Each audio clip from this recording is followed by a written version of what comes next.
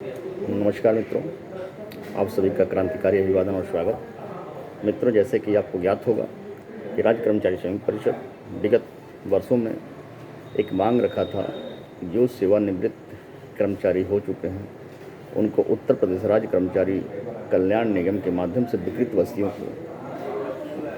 पर छूट प्रदान किया जाए, क्योंकि जो कर्मचारी सेवानिवृत्त हो जाते हैं उनका जो मूल मिलता है उसका सीधे 50% पे लोग आ जाते हैं और उससे परिवार को चलाने में कठिनाइयों का सामना करना पड़ता है और सरकार द्वारा जो जीएसटी से अलग का बोझ उनके ऊपर दिया जाता है उसको छूट प्रदान किया जाए, ये संगठन मांग की जाए और आगे भी करता रहेगा जब तक कि इसका अनुपालन सरकार न कर रहे। इसी तरह से प्रदेश में विनियमित किए गए कार्मिकों को पुरानी सहकारी सेवा को जोड़ते हुए पेंशन का लाभ प्रदान किया जाए। बहुत से विभाग ऐसे हैं, जैसे सिंचाई हो गए, विशेष तौर से सिंचाई विभाग का, उनकी नियुक्ति बानबेर में की गई, लेकिन उनको अस्थायी लोग नहीं मानते हैं और उनको पुरानी पेंशन उस बीच की सेवा को नहीं जोड़ा जाता है, जिससे कि उनको पुरानी पेंशन का लाभ मिलता है। इसलिए सरकार से मांग लगातार करती आई कि पुरानी पेंशन उनका बहाल करते हुए, क्योंकि जो सरकार जो हमारे कर्मचारी बानबेर से सेवारत में है और उनकी सेवा न जोड़ी जाती है और पुरानी पेंशन से वंचित किया जाता है, तो सरकार से विशेष मांग रही है कि पुरानी अहर्ता को जोड़ते हुए, पुरानी सेवा को उनको जोड़ते हुए नई और उसको जोड़ते हुए पुरानी पेंशन की बहाली करके उनको पेंशन का लाभ दिया जाए। ये सरकार की से बहुत ही बड़ा मांग भी नहीं है। सरकार चाहेगी तो इसको पटाक्षेप करके पुरानी पेंशन बहाल और पुरानी पेंशनों का लाभ उनको दिया जा सकता है। अन्यथा की स्थिति में संगठन इसी तरह से लड़ता रहेगा, सरकार से दो बात होती रहेंगी और राज्य के कार्य का दायित्व धरातल पे हमारे कर्मचारी कहीं न कहीं इन्हीं कारणों से धरातल पे नहीं लाते हैं, जिसकी संपूर्ण जिम्मेदारी सरकार की होती है। और बहुत से संगठन ऐसे हैं, सभी संवर्गों का पुनर्गठन किया जाए। बहुत से ऐसे संवर्ग यहाँ पुनर्गठन नहीं किया गया, जिनकी सेवा नियमावली प्रख्याति नहीं है, उससे प्रख्यापित किया जाए। सेवा नियमावली क्या होती है ये सभी लोग जानते हैं, उसमें किसी को बताना है नहीं। इसमें सरकार को आर्थिक नुकसान भी नहीं है। अगर इस व्यवस्था को लागू करती है तो सैकड़ों कर्मचारियों को इसका लाभ मिलेगा और सरकार पे कोई बोझ भी अतिरिक्त नहीं पड़ने वाला है। इसलिए सरकार को इसको पुनः बहाल कर देना चाहिए, ये नियमावली उनको लागू कर देना चाहिए, जिससे में कि इसमें ठीक है, कोई बहुत सी व्यवस्थाएं से सरकार आर्थिक बोझ की वजह से नहीं करती, लेकिन जहाँ आर्थिक बोझ नहीं है उसे पेंडिंग में रख करके सरकार कहीं ना कहीं हटबाध्यता में कायम है, जिससे कर्मचारी और कर्मचारी संगठन के पदाधिकारी और आम कर्मचारी भी इससे मर्माहत हैं। माननीय मुख्यमंत्री जी, आपसे अनुरोध है कि आप पुनर्गठन सेवा संवर्गों का सभी का पुनर्गठन किया जाए और सेवा नियमावली का प्रख्यापित कर दिया जाए। ये आपसे एक व्यक्तिगत अनुरोध और संगठन के दृष्टिकोण से आपको मेरा सुझाव है।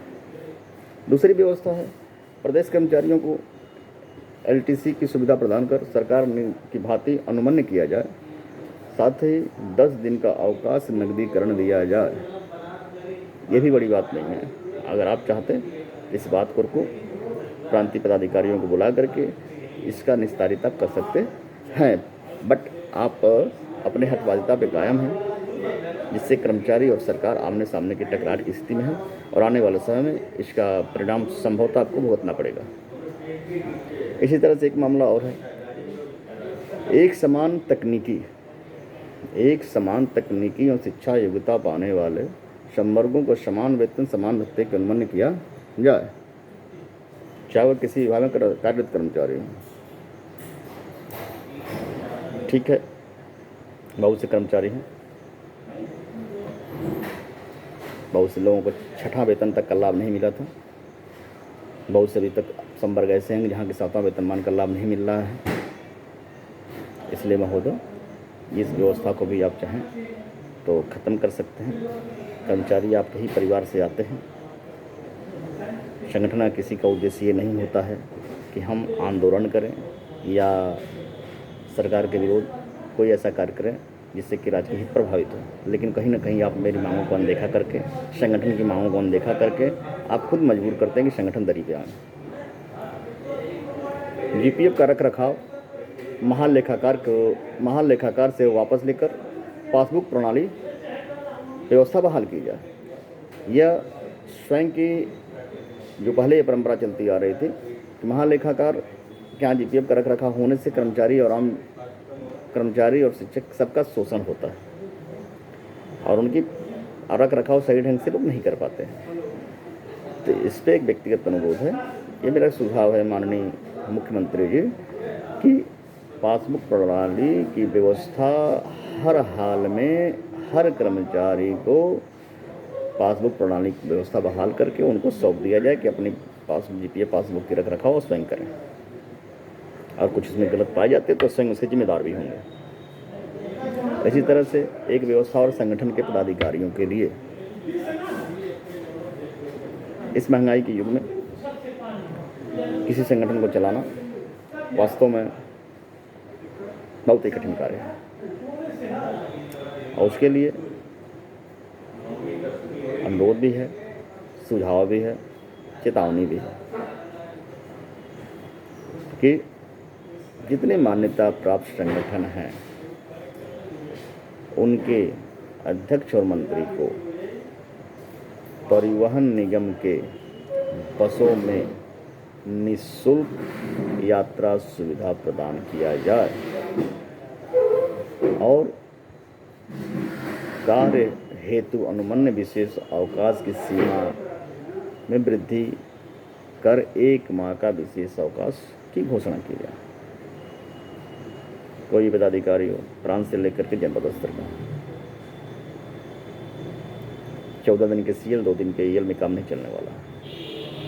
इसलिए हर संगठन के पदाधिकारियों को ये पहले आपका था विशेष अवकाश पहले से ही है, लेकिन उससे भी काम नहीं चल पा रहा है, क्योंकि आए दिन कहीं ना कहीं किसी कर्मचारी के साथ बदसलूकी होता है तो प्रदेश के संगठन के कर्मचारी पदाधिकारी अपने कर्मचारियों के बीच उपस्थित होते हैं, उसका निस्तारण कराते हैं, चाहे जनपद स्तर के हों चाहे प्रांत लेवल के हों। इसलिए 14 विशेष अवकाश में कार्य नहीं चल पाता है। इसलिए आपसे अनुरोध है माननीय मुख्यमंत्री जी कि इसको 1 महीने का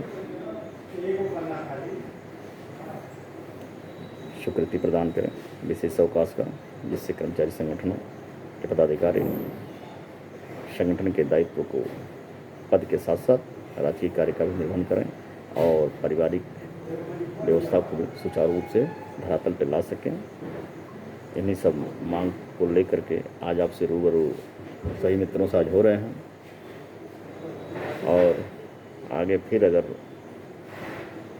जैसा दिमाग में कभी सुझाव ऐसा आया तो एक बार फिर पुनः आगे बीच उपस्थित रहूँगा। माननीय मुख्यमंत्री जी, मांग में कोई दम नहीं है, आर्थिक बोझ पड़नी है नहीं। आप चाहें तो सब मांगे जो आज मैं आपके सामने प्रस्तुत कर रहा हूँ, इसको आप जारी कर सकते हैं, जिससे कर्मचारी संगठनों के पदाधिकारी और पूरे प्रदेश के कर्मचारी आप प्रति सहानुभूति रखते रहेंगे। जय हिंद, जय भारत, जय संगठन।